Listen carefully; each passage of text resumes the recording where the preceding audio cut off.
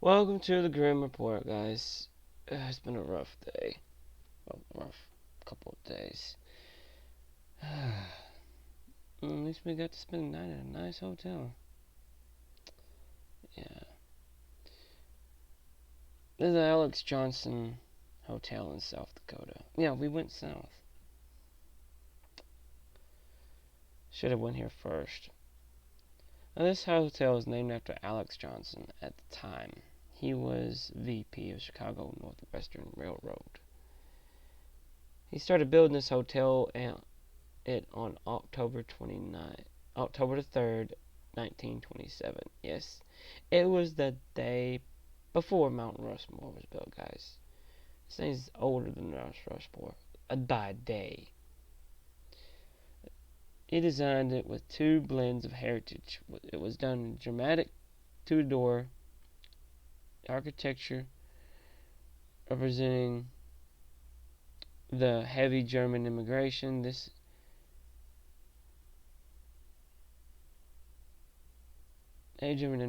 place was haunted, has a haunted tour. It has a haunted tour, which we went on. They even offered in the package, which we got. And the website even talks about it being haunted. I looked it up. We wanted to check it out, and plus our client wanted to see if this place was haunted or not before he or she booked their tickets. The main ghost is the man himself. They say is Alec Johnson. There also is a lady in white. She's one of the best known ones. They say it's a woman who jumped out a window in the 1970s on our wedding night. So they say that she still suspect foul play. Otherwise, they do think that she was shoved. They just can't prove it. She was supposed to inherit a large sum of money, which would also incline someone to shove her out the window. Now, this was from room 8012, which, luckily enough, is my room. They say if you stay in this room, you might get a cold breeze from the window opening suddenly and your stuff being tossed out of the dresser. The next one they call is a jilted bride. This girl, she's young. She hung herself. She's known to roam all 8 floors. Oh yeah, it was with the phone cord that she hung herself. They say it might have been his niece who died. Okay, then there's a little girl. This one's a young girl. She roams all 8 floors. They say it might have been the niece who died of an incurable disease at a young age. That was Sarah's. Mine was the woman who was either pushed or jumped. Mike's was the other girl who hung herself with the cord. Now, as we went in there to investigate, we each got our rooms right next to each other. I do believe mine was 812, Mike's was 813, and 811. We wanted to make sure that we stayed near each other at all times. So, I set up all the necessary equipment in my room. All the necessary equipment. Now, as I did this, Mike was setting up his equipment outside in the hallway. The owner of the hotel knew what we were doing, and the guest who we were doing this for as well. So, as we're doing this, Sarah started getting her thing as she does. Getting feelings about the hallway. Like I said, this little girl roams all 8 floors. We don't know which room she died in, or did it occur to us to find out. Ours was just to investigate the hotel, not interfere in anything, not talk to anything or anybody. It was just to find out if it was haunted. And we got a free hotel room out of it, so, I wasn't complaining. So we went about doing our thing. Sarah started looking around because she had a feeling it was the little girl that was doing all this running around, so to speak. So she went to go check it out as me and Mike set up the equipment hallway. Well, Tim, sorry. Jim. Oh, God, Tim, I think it was. God.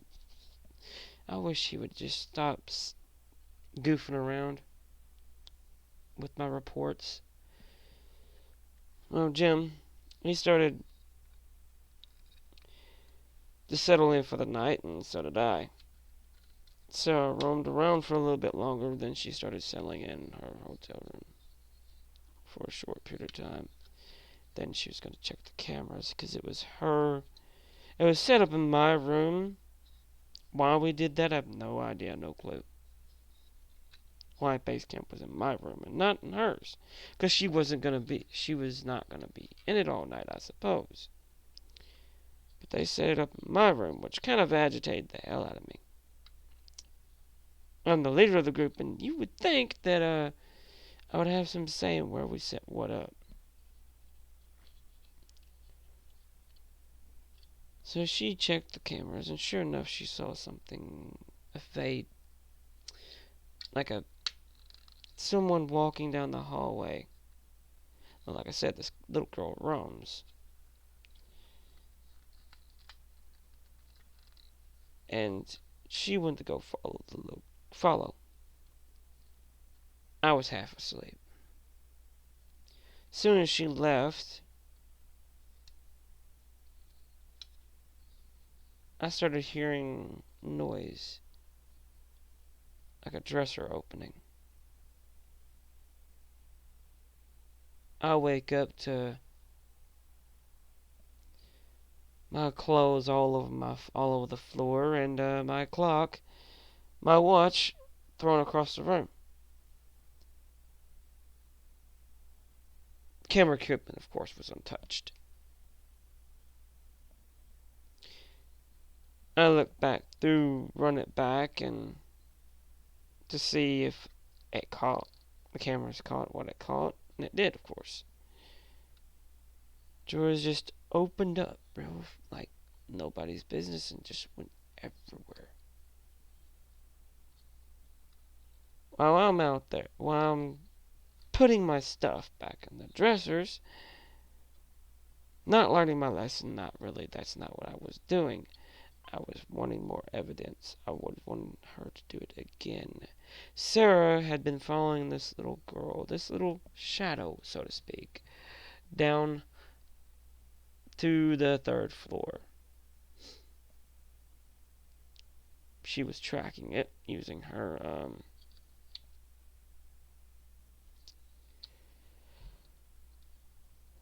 psychic abilities, her empathy. She was tracking it. She got a good vibe, or sad vibe, near a certain room I will not say, because we're paid not to say. We were paid to keep our mouth shut on what room we got the vibe from. She went in to the said room,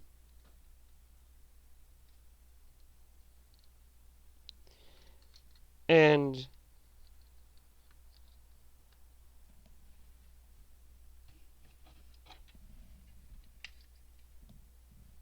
she started feeling a little nauseous, sick.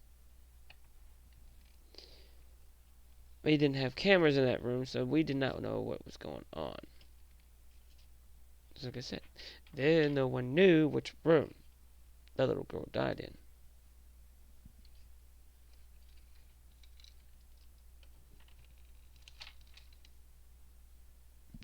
So, as we started looking for her, Later in the day, because it started getting nervous. We started getting a little like antsy. We started on the third floor. We started hearing her cough and gag. It was really loud, so we went to said room and opened up the door. There she was in the bathroom, sick. We went over to her and got her up, got her out of the room, and she started feeling better immediately. Well, we found what room we needed to put cameras in, so we put cameras in it. We were told not to say what said room is or where said room was. Well, we could tell what floor, but we could not say which room number. So we did not. Now, as we're doing this, as we're setting everything up, getting everything ready,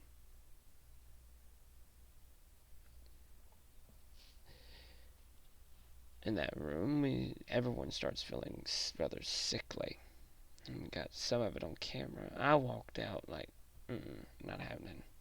Jim stayed in there for a while. He walked out after 30 minutes. So we got that recorded, and we got the hallway covered this time. Well,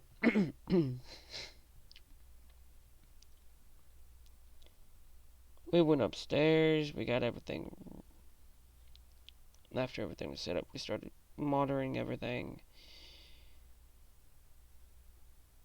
And Jim thought he saw someone hanging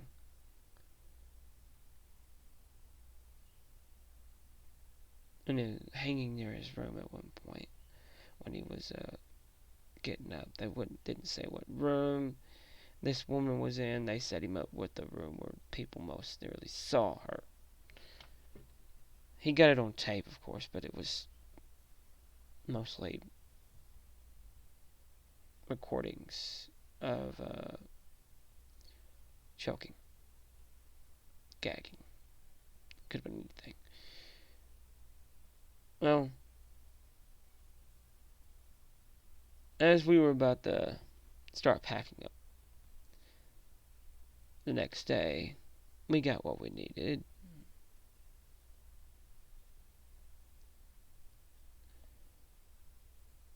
We looked around, caught a glimpse of the little girl and the camera, and well as in person. It was a rather boring day for us. Not much to say or do at that point, till Jim decided to hang himself the next night.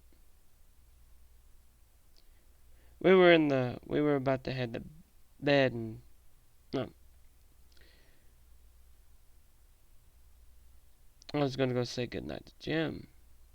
I walked in there, and he had a phone cord wrapped around his neck, and it was wrapped around this, I don't know, rafter. I don't know how he was doing it. It's like the phone cord was hanging out of nowhere. I rushed over to him, tackled him to the ground.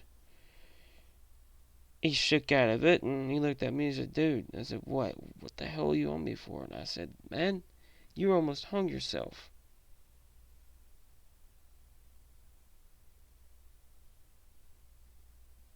I said, "What?" I said, "Yeah."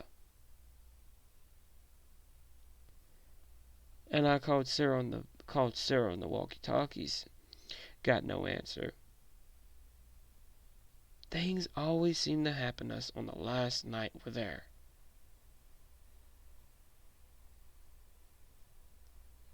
I go to my room, get my phone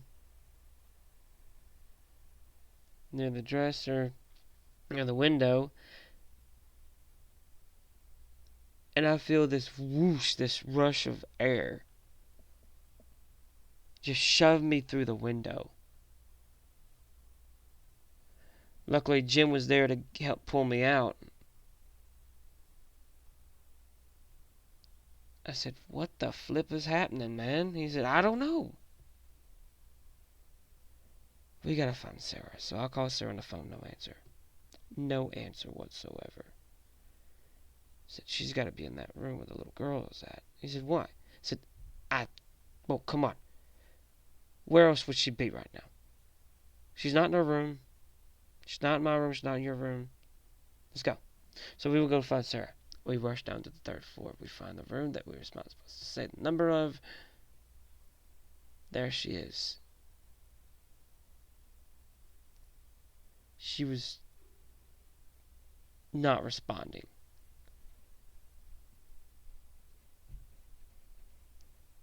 So I got Jim and we picked her up and we rushed her out of the room.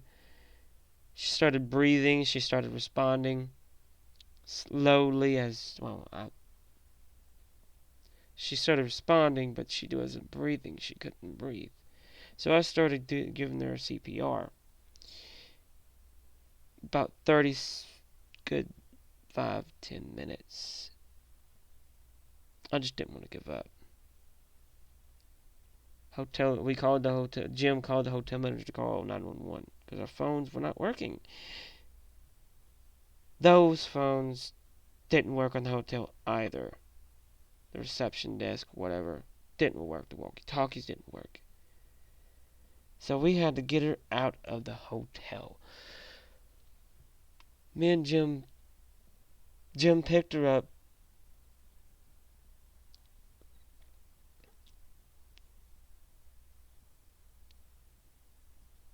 We got her out of the hotel as fast as we could. She started breathing like normal. She started breathing after about a good minute or two. She started responding. Her breathing picked up a bit and she got up. Gasped for her like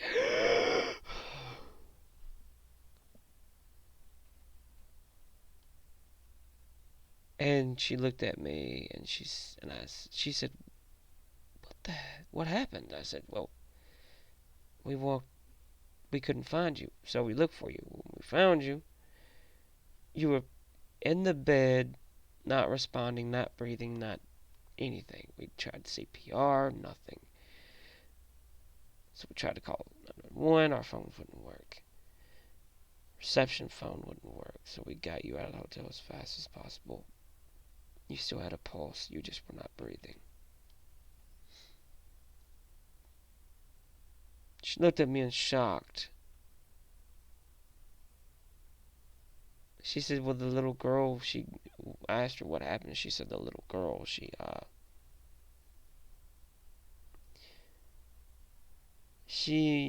I saw her laying on the bed. She was coughing. She couldn't breathe. She gasped, and I saw her gasp her last breath.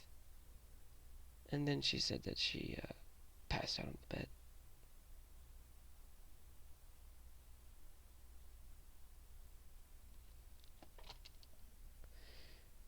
Oh, guys. Our crew is just one mess, I'll tell you what. I'm glad we're out of that hotel, though.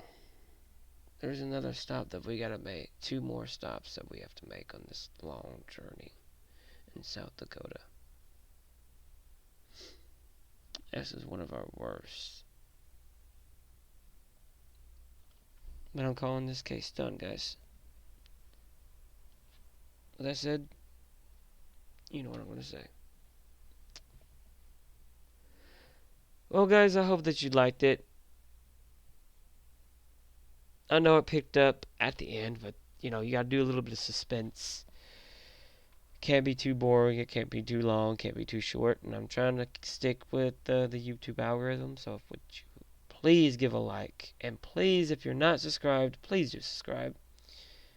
It means a lot. I mean, I like telling these stories, and I'm not doing it to be famous or anything like that. I just like a little bit of recognition of what I do.